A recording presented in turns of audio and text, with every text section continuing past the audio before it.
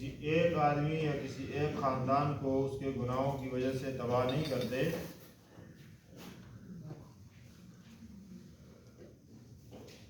بلکہ ہلاکت عمومی طور پر آتی ہے۔ اس لیے اللہ تبارک و تعالیٰ فرماتے ہیں کہ ایسے گناہوں سے اپنے آپ کو اور ایسی برائیوں سے بچاؤ جس کی ہلاکت عمومی طور پر ایسی ہو کہ گناہ تو چند لوگ کریں اور اس کی سزا پورا محلہ، پورا علاقہ اور پوری قوم بھگتے۔ اس لیے اللہ رب العالمین نے فرمایا قرآن مجید میں کہ مومن جو ہیں وہ آپس میں ایک دوسرے کے دوست ہیں، وہ ایک دوسرے کو بھلائی اور خیر کا حکم کرتے ہیں اور برائی سے روکتے ہیں، اور اس کے مقابلے میں جو منافق ہیں وہ ایک دوسرے کو برائی کی تعلیم دیتے ہیں، معروف اور بھلائی سے ایک دوسرے کو روکتے ہیں۔ جناب رسول اللہ صلی اللہ علیہ وسلم نے حدیث مبارکہ میں فرمایا، جس کا مفہوم یہ ہے کہ تم لوگوں کو برائیوں سے روکو، ورنہ وہ وقت تمہارے اوپر آ نہ جائے اللہ تعالیٰ سے دعا مانگو تو اللہ تمہاری دعاؤں کو قبول نہ کرے، قبل اس کے کہ تمہارے اوپر ایسے حالات آئے کہ چند لوگوں کی برائیوں کی وجہ سے تم بھی ہلاک ہو جاؤ، تم بحیثیت مسلمان اور جناب رسول اللہ صلی اللہ علیہ وسلم کے امتی ہونے کی حیثیت سے جہاں خود دین پہ چلتے ہو، خود بھلائی اختیار کرتے ہو، تو اپنے دوسرے مسلمان بھائی کو بھی خیر کی دعوت دو،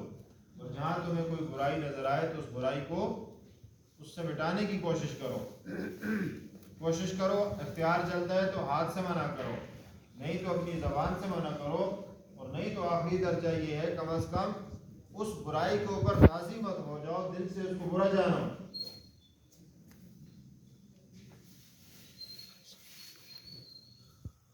اللہ تبارک و تعالیٰ نے فرمایا کہ اگر تمہاری یہ حالت رہی کہ تم برائیوں کے اوپر راضی ہو گئے، معاشرے کے اندر جہاں کوئی برائی ہوتی ہے تو کچھ تو کرنے والے لوگ ہوتے ہیں، بھائی برائیاں وہ کر رہے ہیں، اس میں مبتلا ہے، لیکن بعض وہ لوگ ہیں جو براہ راست ان برائیوں میں ملوث نہیں ہوتے، لیکن وہ ان کو یعنی وہ ٹس سے مس نہیں ہوتے کہ ان کے سامنے، ان کے گھر میں، ان کے پڑوس میں ایسی برائیاں ہو رہی ہیں کہ جو بحیثیت مسلمان ان کی ذمہ داری ہے وہ ان کو روکیں۔ وہ اگر اس کے اوپر ٹس سے مس نہیں ہو رہے تو اللہ رب العالمین جہاں گناہ گاروں کو پکڑے گا، وہاں ان لوگوں کو بھی جو بالکل بے حس ہو چکے ہیں ان کے اوپر بھی عذاب آئے گا، اور عذاب ان سب کو ملیا بیٹھ کر دے گا۔ اس لیے اللہ نے فرمایا کہ ایسے فتنے سے اور ایسے عذاب سے اپنے آپ کو بچاؤ، اور ایسے فتنے میں نہ پڑو، جو تمہاری ذمہ داری ہے بحیثیت مسلمان ان کو ادا کرو۔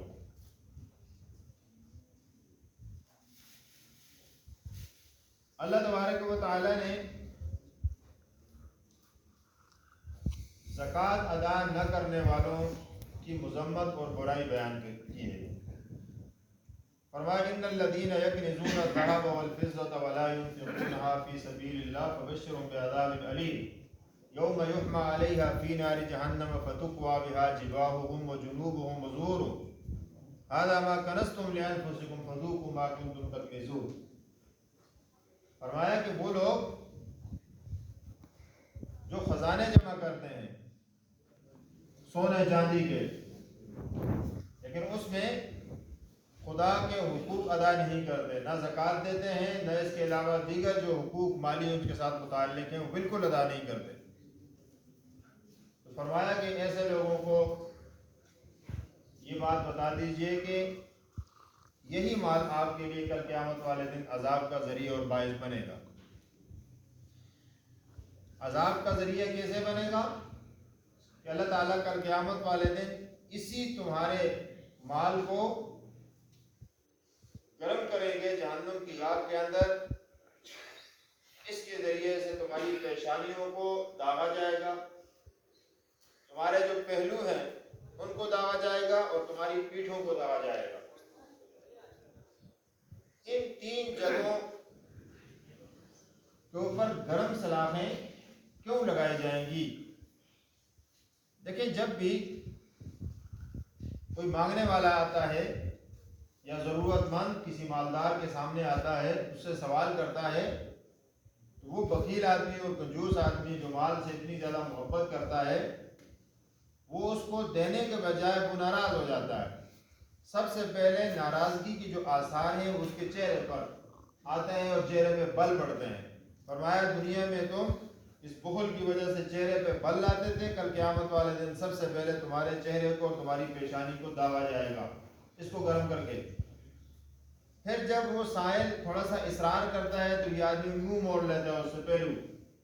فرمایا کہ یہ جو پہلو تم نے دکھایا ہے غریب کو، کل قیامت والے دن اس کو بھی داغا جائے گا اور اس کو بھی جلایا جائے گا۔